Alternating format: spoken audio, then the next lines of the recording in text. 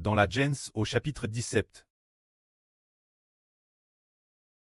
Il y a un mystre merveilleux. Ce mystre, aujourd'hui le frère Haber veut l'expliquer. Auparavant le frère Iber ne le comprenait pas non plus promptement.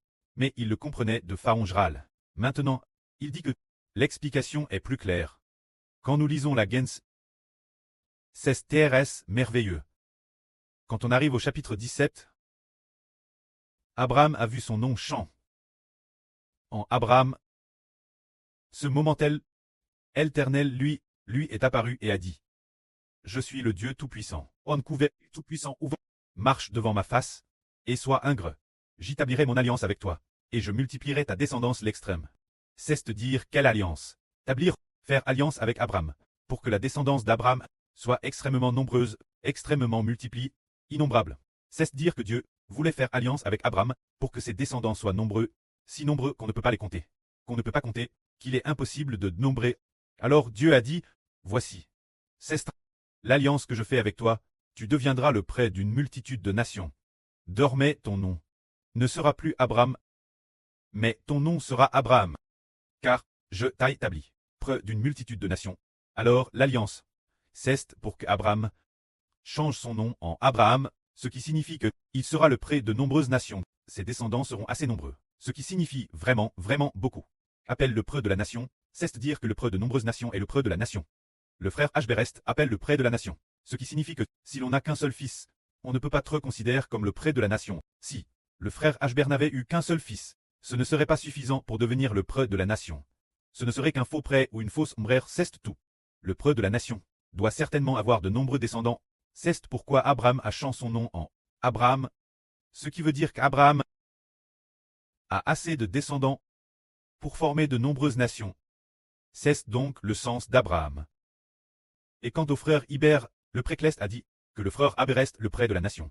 Il l'a dit maintes reprises. Et là aussi appelle le près de la terre. Cela signifie que les descendants du frère Hber sont assez nombreux pour remplir la terre entire. Pour remplir comptement la terre, et ainsi devenir le près de la terre. Devenir le près de la nation, suffisant pour remplir tout le royaume des cieux. C'est pourquoi il devient le près de la nation. C'est ce que cela signifie. Alors, quand Dieu a dit à Abraham ces paroles, Abraham avait 99 ans. Ce moment-tel, il a encore dit: Je multiplierai ta descendance l'extrême. Des royaumes naîtront de toi, et des rois sortiront de toi. Il a dit: Waouh, la descendance sera nombreuse. Tu deviendras une nation. Des royaumes s'établiront à partir de toi. Une nation s'établira à partir de toi. Des nations viendront de toi.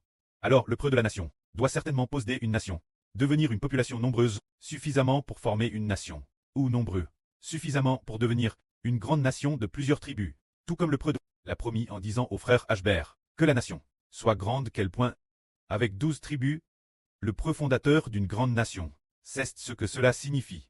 Alors il dit encore: Le pré va faire alliance pour Très, le Dieu d'Abraham et de la descendance d'Abraham. Quand la descendance d'Abraham, ils seront le peuple de Dieu. Et c'est ce moment-tel qu'il fit encore alliance en disant qu'il donnerait le pays de Canaan. Abraham et sa descendance, et dit encore, et fit encore alliance en disant d'établir sa femme Sarah comme mère de nation. Quand son nom ne l'appelle plus Sarah, mais elle s'appellera Sarah, mais ce qui est merveilleux, c'est qu'il est dit, tout comme Dieu a dit: Quand ta femme Sarah, tu ne l'appelleras plus Sarah. Son nom sera Sarah. Je la bénirai. Elle te donnera un fils. Je la bénirai. Elle deviendra la MRE de nation. Ce qui signifie la MRE d'une nation. Des rois sortiront d'elle, en disant: Des rois sortiront d'elle. Sarah est-elle enceinte ce moment-elle? Non. Sarah n'était pas encore enceinte. Elle avait DJ. Sarah ce moment-elle avait presque 90 ans. Sans enfant. Pas enceinte. Cependant Abraham avait eu une concubine, qui était Agar, qui avait enfant pour Abraham, un fils nommé Ismaël. Ce moment-tel Abraham dit: Ah, j'ai DJ 100 ans. Pourrais-je encore avoir un enfant? Sarah a DJ 90 ans. Pourrait-elle encore enfanter? Alors Abraham dit, si seulement Ismaël vivre devant ta face. Quand Ismaël il est le fils de la concubine d'Abraham, qu'elle a enfant. Ce moment-tel Dieu dit: Non. Ta femme Sarah va en effet t'enfanter un fils. Tu l'appelleras Isaac. Avec Isaac et sa descendance, j'appliquerai mon alliance. Pour toujours.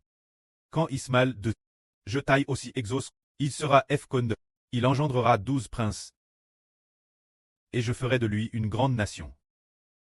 Alors Abraham seulement, qui n'aura un fils que l'année prochaine. Abraham aura un fils l'année prochaine. Nomme Isaac, comment deviendra-t-il le preux de nation? Comment en enfantant un seul fils, devient-il le près d'une nation? Nous ne comprenons pas. Ce moment-tel, le frère Eshber disait qu'il enfante un fils et devient le près d'une nation. Comment cela se fait-il? Comment en enfantant un fils, Sarah devient-elle la mère d'une nation? En réalité, Isaac qui vaut une nation.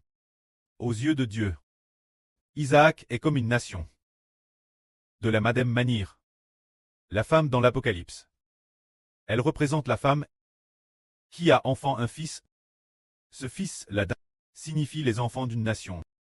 Comment se fait-il qu'un fils soit les enfants d'une nation, tout comme Abraham? L'année prochaine, il aura un fils.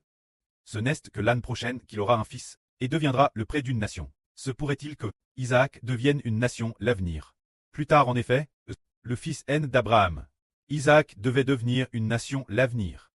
Jacob le fils d'Isaac, quand Jacob eut de nombreux descendants, finalement, plus nombreux que la population de l'Égypte, et est ainsi vraiment devenu une nation, ainsi un fils représente une nation. C'est pourquoi un fils représente une nation. Rebecca, la femme d'Isaac, également donne naissance des jumeaux. Parmi les jumeaux, dans le ventre de leur mère, ces deux fils, Sa et Jacob, ne représentaient-ils pas deux nations? Jacob est la nation d'Israël. Sa est la nation d'hommes. C'est si merveilleux. Ah, pourquoi? Les fils NS de Rebecca ont obtenu deux nations. Seulement, ce sont deux nations ennemies. L'une est le royaume de Dieu. L'autre préfigure peut-être le royaume de Satan ou quelque chose du genre. C'est très merveilleux. Qu'il y ait en fait un tel enseignement. En fait, dans le ventre, deux fils sont devenus deux nations. C'est parce que Dieu l'a prédestiné ainsi. Cela ne veut pas dire que tout le monde devient une nation en donnant naissance à un fils. C'est dire, par exemple, beaucoup de gens ont aussi eu des fils, mais n'ont pas fait des nations. Les fils et les descendants ne deviennent pas des nations. Mais la femme d'Abraham, le fils N de Sarah, devait devenir une nation. De la même manière, dans l'Apocalypse 2, cette femme a enfant un fils. Ce fils représente les enfants d'une nation. Alors pour nous en 2024, c'est justement Thérèse merveilleux. Les enfants de cette nation. Le pré a permis plusieurs reprises. Sur Zaouin de Réver, qu'elle donnait naissance à un bébé. Bien sœur, elle a enfant des BBS plusieurs fois, mais l'une de ces fois, il a TRVL, qu'il s'agissait du bébé de l'Apocalypse. C'est dire qu'elle a enfant un bébé. Ce bébé était d'abord tenu dans les bras de frère Heber, puis, il pleurait un peu. Frère Heber allait sur Zaouan le tenir. Sur Zaouan l'a tenu dans ses bras. Puis, lorsqu'il était posé sur son pôle, il s'est avoué que sur Zaouan ne portait pas de vêtements. Elle était complètement nue. Ce moment-elle, elle a baissé les yeux et a découvert sur son ventre qu'il était couvert d'écritures de différents pays. Chaque pays, l'écriture de chaque nation. Ce moment-elle, ce bébé qu'elle portait, le bébé qu'elle a mis au monde, vient de différents pays, de différentes nations, représente une nation, un grand et vaste pays, qui possède 12 tribus, suffisant pour former 12 tribus. Un grand et vaste pays. Cette époque, la population atteint 2,5 milliards d'habitants, tant d'enfants d'une nation.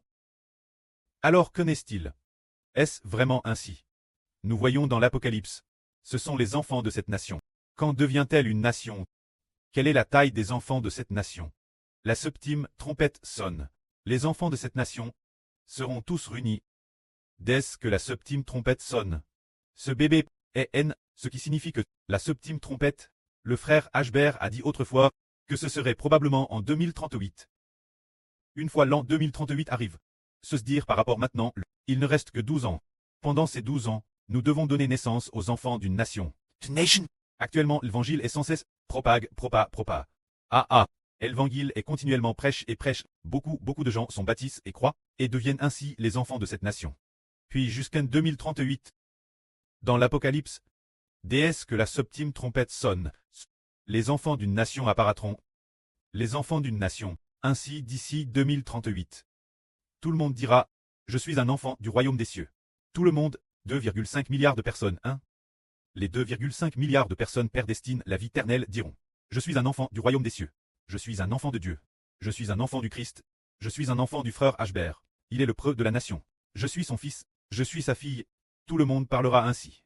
Parce que la Bible Hervel, le livre d'Esaïe dit, ce moment-là, les enfants d'Israël diront tous, j'y crierai. Je suis l'Éternel. D'autres crieront, c'est sous le nom de Jacob, que je me nomme je suis. Je m'appelle Jacob. Je m'appelle Israël. Ce Jacob et cet Israël symbolise le frère Hbert. Je suis l'Éternel, se dire. Je suis Dieu. C'est ce que cela veut dire.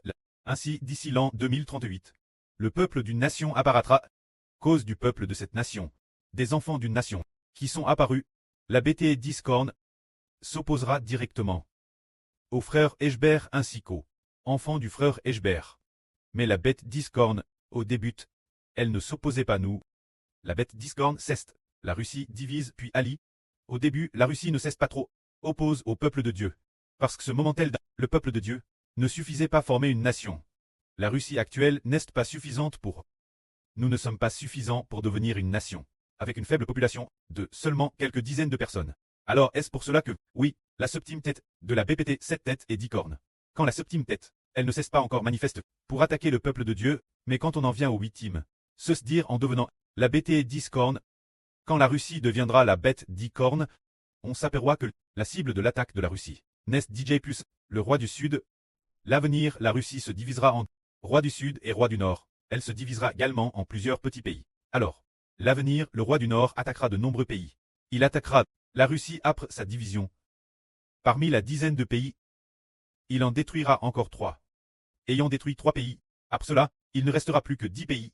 Ce moment-là, par la suite, il attaquera aussi constamment le roi du Sud. Plus tard, quand l'Israël spirituel deviendra une nation, une immense nation, eh bien, c'est parce que nous devenons une immense nation que la Russie s'alliera. Avant que nous ne devenions une nation, la Russie se divisera, elle va se diviser terrestre bientôt. Se diviser et se diviser encore. Et puis, ils s'affronteront entre eux, en particulier le roi du Sud, qui attaquera le roi du Nord, ils se battront dans tous les sens. Dans tous les sens. Et plus tard, ils réaliseront soudain qu'ils se sont trompés. Que leur ennemi, n'est-ce pas le roi du Sud ni le roi du Nord. Qu'ils ne devraient pas être ennemis. Qu'ils doivent s'allier. De plus, ils allieront de nombreux pays. Et puis, ils attaqueront nouveau de nombreux pays. Ce moment-là, de nombreux pays se seront soumis. Toutes les nations de la terre se seront soumises. Au royaume de la bête d'Icorne, eh bien, quant au royaume de la bête d'Icorne, il ne manque que ce seul pays, qui ne cesse pas soumis eux, mais qui se dresse plus en ennemi contre eux. Se dire le royaume de l'Israël spirituel, qui est l'ennemi du royaume de la bête d'Icorne. Car le royaume de la bête d'Icorne, attaquant de nombreux pays, toutes les nations se sont soumises au royaume de la bête et d'Icorne. Se soumettant, la Russie divise puis allie, faite de fer et d'argile. Mais, il y a un seul pays qui ne se soumettra pas, madame, juste la mort. Peu importe comment ils attaquent et persécutent, pour qu'ils acceptent la marque de la bête, ils refusent de l'accepter. Tous les habitants du monde entier. Toutes les nations et tous les peuples ont accepté la marque de la BTE. Tous sont passés sous l'autorité de la BTE d'Icorne. La bête d'Icorne a le pouvoir de régner sur chaque nation, tribu, peuple et langue. De régner sur les peuples de Chine, des États-Unis, de Russie et de toutes les nations. Tous sont gouvernés par le royaume de la bête d'Icorne.